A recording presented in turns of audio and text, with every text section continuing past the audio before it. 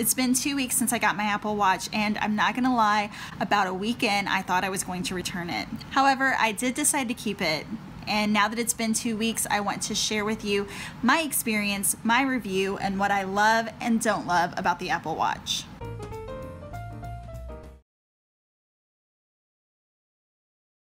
Hi friends, it's Mary. So today I wanted to stop by and give you my 2-week review of the Apple Watch. You can check out my unboxing of my Apple Watch in the link below so that you can see what my initial thoughts were on the watch and what hopes I had for the watch. First off, I want to share with you how I feel about wearing a watch. It has been quite a while since I wore a watch regularly. I'm not sure really when I stopped. I'm thinking probably when I had my little girl is kind of when I stopped, because when I was holding her, I didn't want to always have a watch up against her and things like that. I have worn my Fitbit on a somewhat regular basis, but I almost don't even consider that a watch. It does tell the time, which is nice, but it never really truly felt like a watch to me.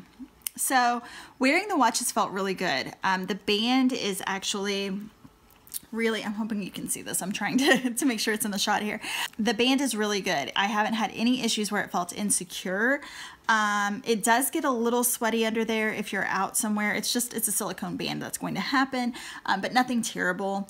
The weight is good. It feels substantial, but it doesn't feel too heavy. And I am in the small, medium thing, and I usually wear it on the last one just because I like a little flexibility. Sometimes it throws off the heart rate, but honestly, as I'll share later, I don't use the heart rate a ton, so I haven't had an issue with using it in this way. I'll also put it on the next hole in, and it does hold it tighter and up here, but I like it a little looser. I like the style of it up on my wrist a little bit more. I've also been styling it with this bangle bracelet. This is actually from Shutterfly. It has a picture of my family on it.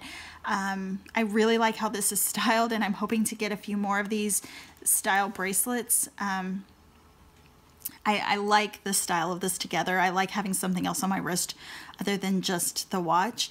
And I've been checking out Pinterest to kind of see other styles like that. This is my favorite so far. I just need to get a few more. So that has been a positive and a good thing. I guess I'll go over the negatives first, and then I will go over the things that I really do like. So first off, I think I had some unclear expectations about the watch as a whole. While I didn't expect it to make me not ever need my phone, I did expect it to do a little more than it did, even though I had watched a ton of reviews. When I mentioned this to my husband, he was like, I thought you would know the watch inside and out before you even started. And I felt like I did. I mean, I didn't have any issues getting it set up or anything like that. I knew what features it had. But honestly, a lot of the reviews didn't say, I'm not saying they led me astray, but they said things, and I guess I just made assumptions. So first off, I thought that you could listen to music and podcasts and things more through the speakers on this device, and you can't. At least not that I have found so far, which I find really, really odd, because if it was just that the watch did not work in that capacity, I would understand. But I can listen to phone calls streaming through this. I can have a phone call. If someone calls me, I can answer it on this watch. So the capability in my mind is there. Why can't I stream it from my phone to the watch via Bluetooth? Why can't I do that? I haven't found an answer in my research. I did research it slightly to just make sure that I wasn't losing my mind.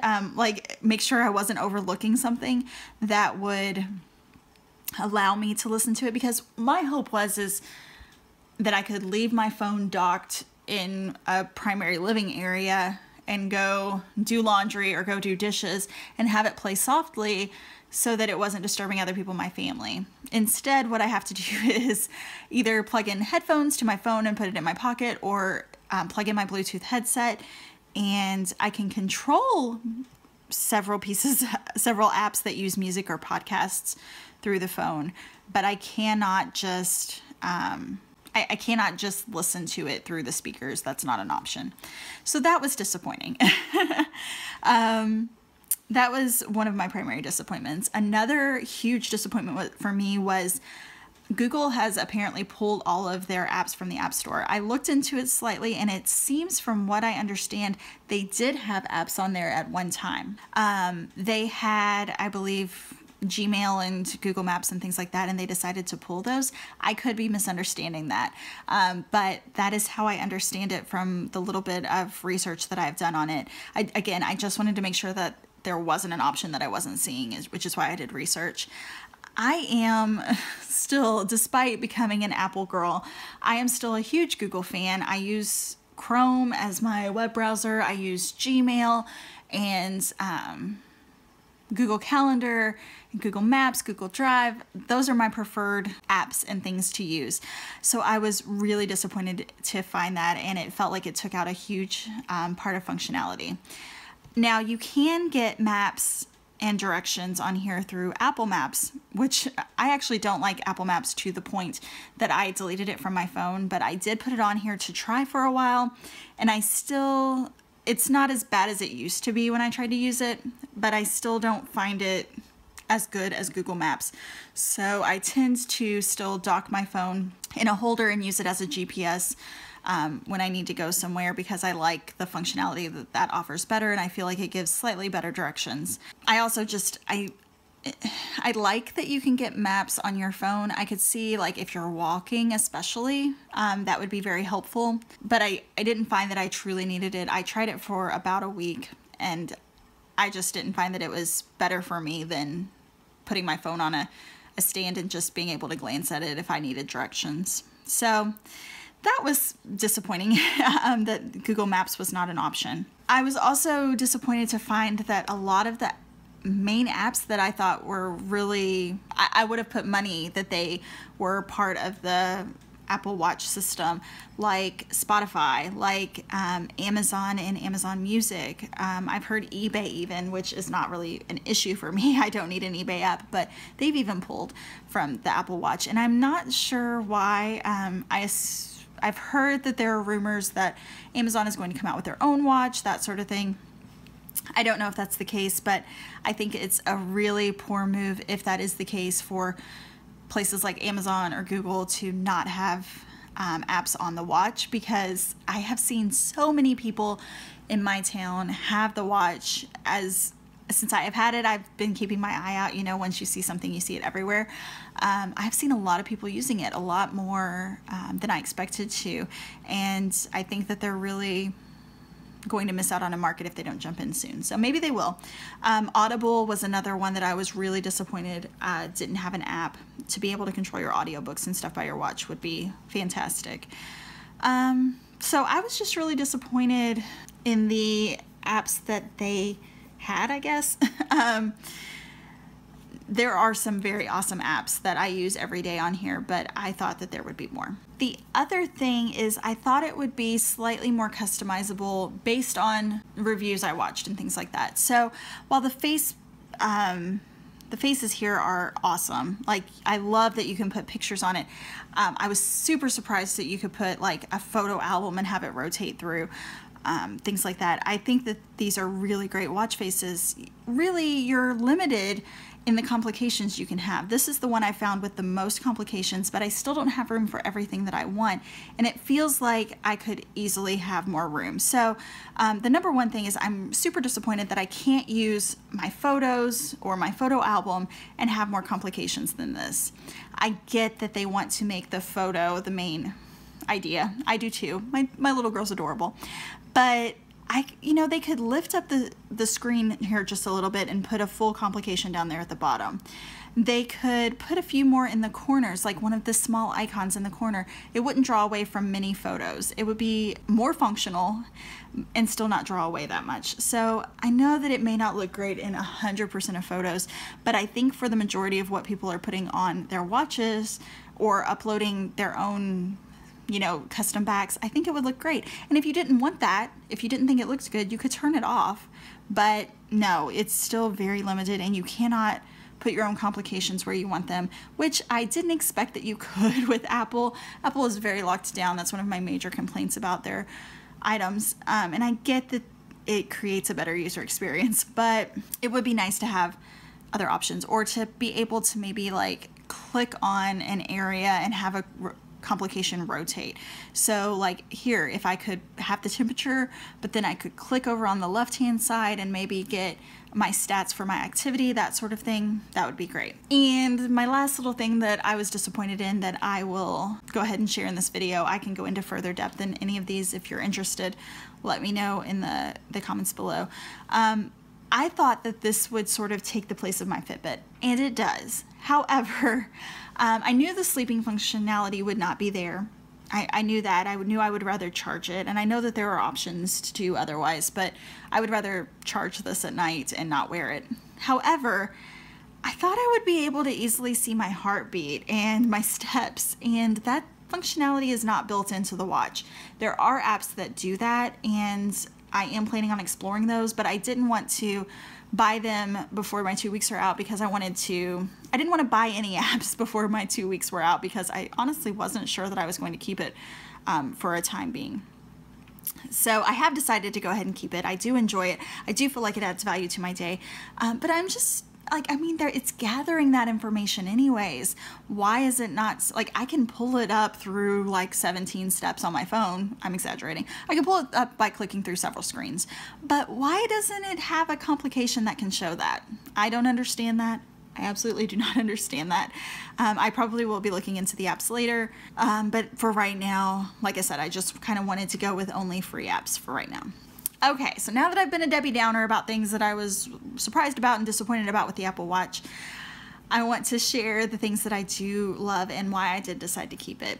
First off, I love how personal you can get it. So again, I didn't want to buy anything before my 2 weeks are up, but I am looking into new watch bands, which is one of the major reasons I wanted this. It wasn't a top reason, but it was in the top half of the reasons I wanted to go ahead and get an Apple Watch. I have really enjoyed this band. I haven't had any discoloring, which I was concerned about with a silicone band, especially with it being white. I've sometimes worn similar things, like bracelets and things like that, and had like ink on my clothes rub off on it, but I haven't had that issue. This band, actually, I've really liked more than I expected to. However, I am looking into some other bands to buy, and I'll try to probably give a review. If you're interested in that, let me know in the comments below. But I think it would be neat to be able to share with you what I think of them, especially because I am looking at getting most of them from Amazon, so that way you can know if it's worth the price or not. I do like the complications. The ones that they have are nice. Like, I love being able to see the timer when I'm looking at my watch, because one thing we do with my little girl is we always try to set a timer to give her comfortable transitions. It was something I was advised by a friend, and it's worked really well. So typically we do that on our phone, and if I have to check and make sure the timer's running or something like that, I had to look at my phone. So it's nice to have this complication where I can quickly set a timer. I can do it via Siri or via I can click here and set a timer really quick. But I love that I can just kind of glance up and see how much time we have left as we are working through a transition. The alarm, I have started setting alarms for things like laundry or dishes or things like that to help me remember to go back to them. So it's kind of nice to see when the next alarm's going to be. I love that you can personalize it with photos, as I mentioned. The photo where you can use any photos in a certain album on your phone is just awesome. My little girl loves tapping through them. I don't use this watch face too often just because of the limited complications, like I said, but it is nice to have it there. I also like that you can quickly scroll through watch faces, which is kind of weird to me. Honestly, I would prefer another functionality in the slide. So maybe like a widget or something. I'm not really sure. But it is a nice feature that I can quickly change based on what I want to look at. So I guess it is kind of like having widgets based on the watch faces. I don't know. Also, sometimes my little girl changes my watch face when she's playing with it. So I'm like, what am I looking at when I get on there? That wasn't the watch face I had on. Another thing in customization I really like is being able to change the color. So this is a totally silly thing to like, I know, but I try to match my color with what I'm wearing for the day, and nobody sees this, so this is totally for my own interest. But I really like it, and I really like being able to just sort of change it at a whim, that sort of thing. It's a fun little feature. Another thing I like is Siri. It is wonderful to be able to hold down this button. I turned off my Hey Siri for the time being. I have mixed feelings about Hey Siri, so I have it turned off on my devices right now. I may turn it on again in the future. I have had it on in the past. We'll see. But all you have to do is hold down the dial and Siri comes up, and the things that I typically use Siri for is when I was using directions, I did use it for directions, setting timers, and setting reminders. The reminders are fantastic. Oh, and also setting alarms. But the reminders are fantastic. So this is even better than my phone, because I didn't always have the phone on me when I was walking around the house and my husband would mention something that I needed to be done. That was something that I was going to do. But now, like, if he needs me to call someone while he's at work, I can just press it down and say, remind me to call so-and-so on Friday. So that way I don't have to think about it again. It's going to show up. I actually have my reminders linked to my Remember the Milk account, because that is what I use for my reminders typically. And they show up here on the phone, even though I don't have that app. That app is not available yet. So that is another good thing about it, is even though apps like Gmail doesn't have an app, but I can see a little brief synopsis of my email through the notifications on here. Now, if you did watch my unboxing, you know that my number one reason for wanting to get this watch is I have several family members who are not in great health right now, things like that, and I never want to be too far from my phone in case someone needs me urgently. And I have loved the watch for that. I no longer feel like I have to keep my phone super nearby if we're in a quiet place or something like that. I have loved being able to know that I will get any phone calls or texts from anyone while we're at playgroup and I am across the room playing with my little girl, or while you know, I'm doing laundry or doing dishes. I don't need to have it in my pocket because I can't hear it over the laundry or the dishes. I'm trying to think. At the library was lovely because I could have my phone on silent, but I knew I would still get any notifications. I haven't had it come up too much where I've had to answer a call. It's not something that I thought would be a regular thing, but the fact that I needed to know if I was going to get a call or a text or something like that was enough to make me feel nervous and keep my phone nearby. So it's nice to be able to keep my phone in my bag and know that I will still get any phone calls or texts that come through on this. That is the main reason I wanted it, and it works in that functionality wonderfully. The Siri talk to text on this works better than any talk to text I've ever seen, and I don't know why it can't work better on the iPhone. Maybe it does now. When I first got the iPhone and my husband had the iPhone and tried to talk to text me, it didn't work great, and I was really kind of expecting the talk to text to work that way on here, but it works. I mean, I haven't had really any issue. It works really well. So that is super nice when I just need to text back something very quickly.